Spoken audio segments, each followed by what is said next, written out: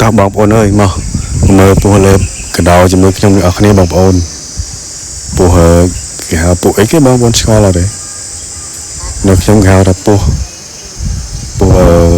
តកែពស់នឹងគេហៅថាពស់សម្រាប់ស៊ីថ្លើមតកែចឹងនៅបងប្អូននឹងគេហៅពស់អីគេដែរអូវាកំពុងលើ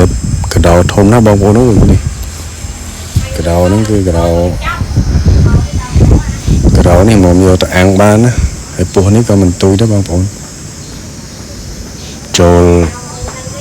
2គីឡូហើយបែបពស់នេះបងប្អូនជួយមើលពស់នេះធំនេះវាកំពុងតែលេបបងប្អូនវាកំពុងតែរូតមកនេះថាកំពុងតែរូតឲ្យកដោនឹងវាងាប់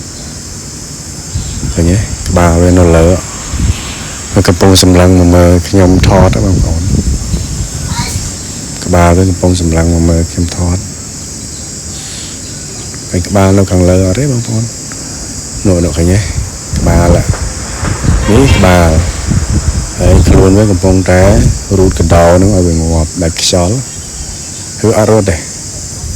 អានេះខ្ញុំថតចិត្តទេហើយជា3ម៉ែត្រពីវាអីនោះតែអត់ខ្លាចទេព្រោះវាក្លៀនហើយអញ្ចឹងវារូតចំណៃនឹងឲ្យងាប់វាអានលេបនេះឥឡូវវាខ្លាចវារត់ហើយបងប្អូនដោយសារវាឃើញ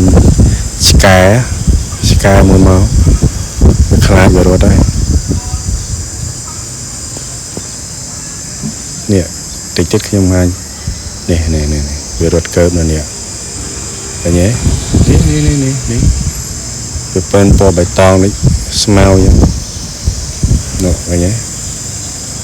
នោះពៀនថ្មហ្នឹង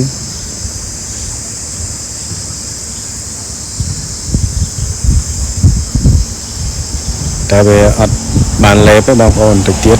វានឹងរត់ចូលទៅគុំជែកបាត់ហើយដោយសារវាខ្លាចឆ្កែហើយនឹងខ្លាចខ្ញុំថតវាអញ្ចឹងបងប្អូនឃើញតិចទៀតវារត់ចូលទៅក្នុងគុំជែកបាត់ហើយខ្ញុំអត់បានថតសកម្មភាពវាលេបបានទេឃើញសកម្មភាពវាលេបបានតិចតួចដែរចុងក្រោយអញ្ចឹងបងប្អូនចាំមើលរហូតដល់ចុងក្រោយវីដេអូទៅឃើញវាលេបហើយអរគុណណាបងប្អូនអរគុណហើយបងប្អូនអើយជួយ Sub channel ខ្ញុំមួយផងអរគុណ